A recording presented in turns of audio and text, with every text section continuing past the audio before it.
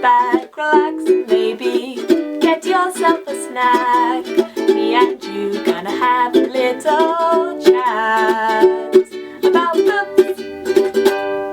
Hey guys! So apologies for the lack of makeup, lack of brushing my hair, lack of everything. I have had a really lazy day because today is my day off and it's the only day off that I'm getting for the next week or so because it's just been super crazy trying to finish up one job and start another job, and everything's been overlapping and life has just been really hectic. I've been barely reading and it's been stressing me out basically.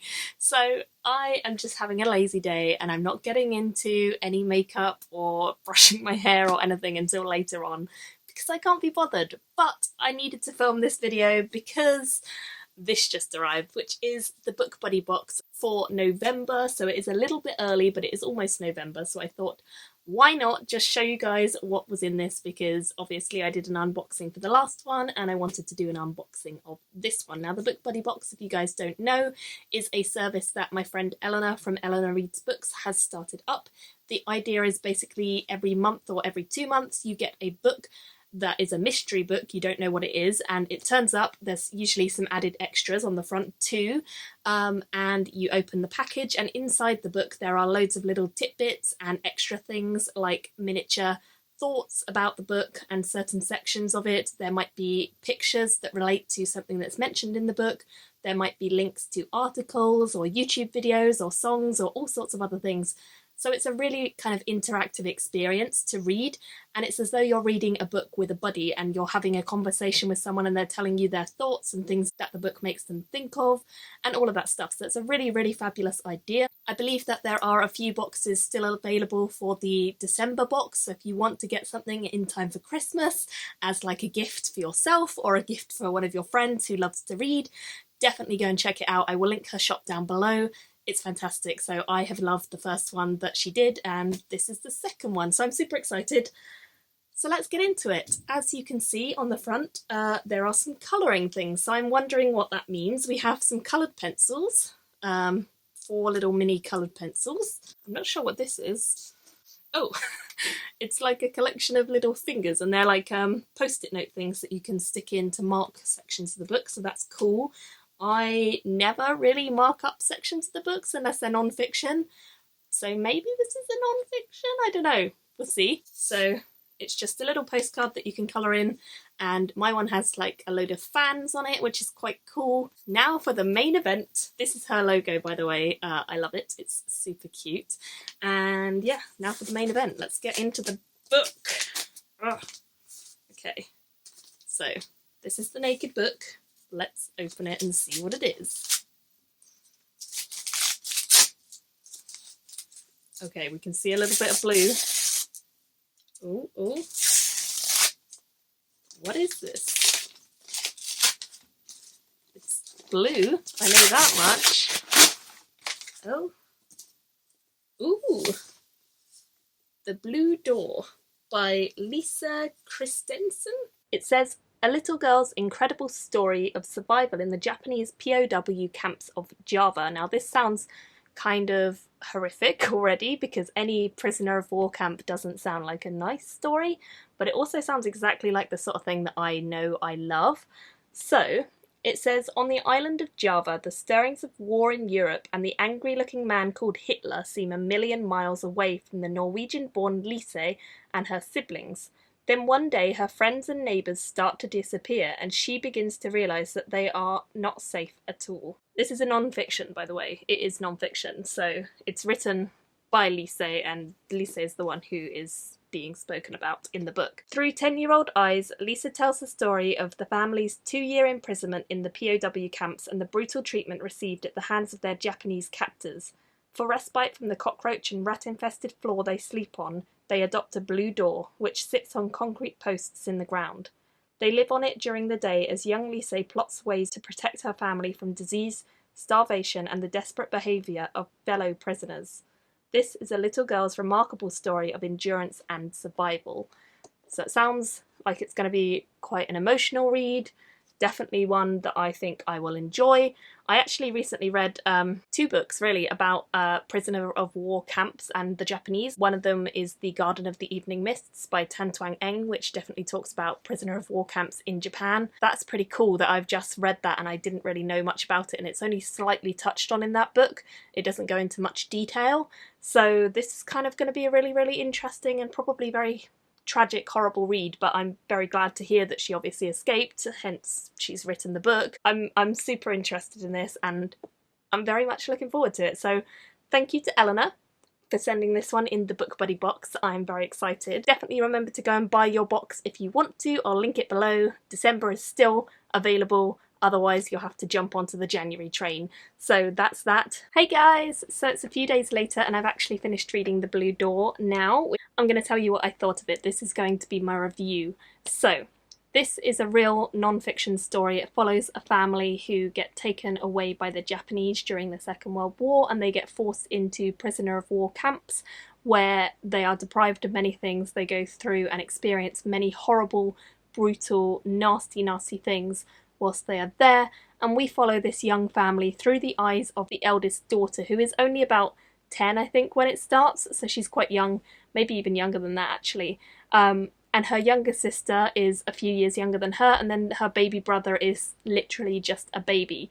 So they are a happy family. They are a Norwegian family who live in Java.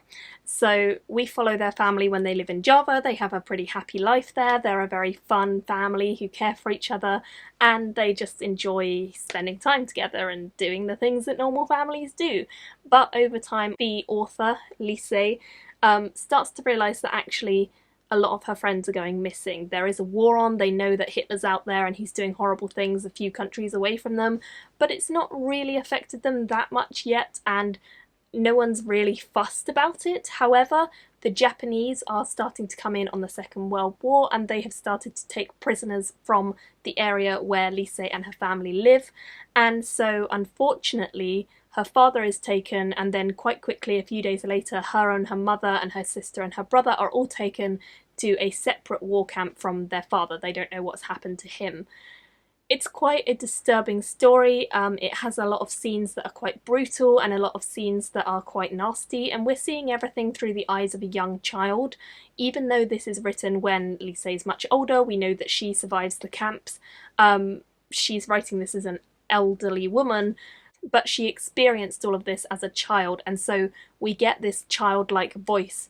And some of the things that we see her go through and some of the things we see other prisoners go through, she doesn't quite understand as much as she could because she is a young child.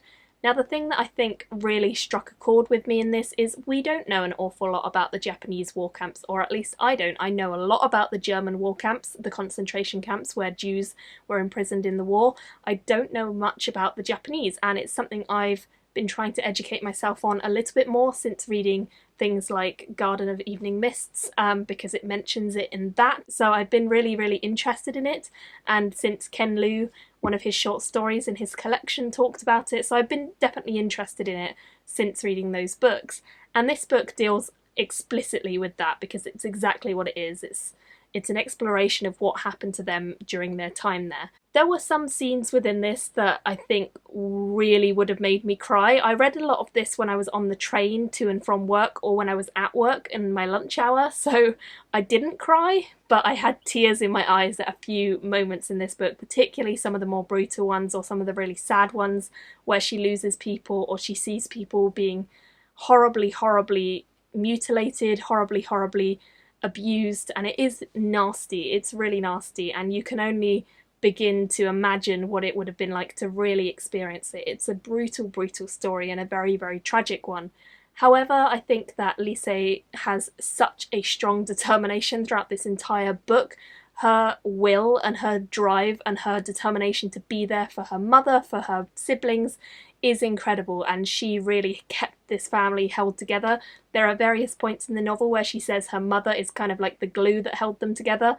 I really think that it was her, from the sounds of it. She did a lot of stuff to provide for their family in these horrible conditions, and I just think it's a beautiful and really horrible depiction of what trying, nasty, tragic, horrible, brutal things can do to a family to make them grow stronger and to bring them together and to force people to acknowledge death and acknowledge life and really decide where they want to fall on that spectrum. So I absolutely love this. I also particularly enjoy the additional post-it notes that Eleanor has put into this. There are a couple of pictures of like places that we see the family go to. There are quite a lot of post-it notes with a fairly long note on each of them, sort of telling Eleanor's feelings while she was reading certain sections. And there were some moments during this, particularly one moment where they're talking about eating something, I won't say what, but that was really brutal, and it kind of struck home to me like just how desperate people are in this situation. And Eleanor had put in a note just at that moment saying pretty much exactly what I was thinking, so it was really nice to have those little catch-ups throughout the book, as always. Overall, I would give this book and the whole experience of Book Buddy Box a 4.5 stars. As always, it's fantastic. This book was definitely more up my street than the first book. I think the first book was a general fiction, this one is a non-fiction, so I really like this non-fiction choice, and I'll certainly be carrying on getting the Book Buddy Box boxes because I love them. So if you still would like to check out either this book or the Book Buddy Box, then I will link the Book Buddy Box down below, and I would love to hear your thoughts if you guys have read this book or if you have other non-fiction books that deal with war camps or prisoners of war, or anything in the same sort of vein that you think I might enjoy, other sort of parts of the world that have gone through things that are not as publicly known as the Nazis and Germany, anything like that. I would love to hear your recommendations down below, so please do leave them. Thank you so much for sending this to me, Eleanor, and I cannot wait to get the next one for December, I believe. So there are some December boxes still going. Check it out, and I will see you very soon in my next video. Bye! Thank you for watching my video today. Go pick up a book, then come back and chat with me again.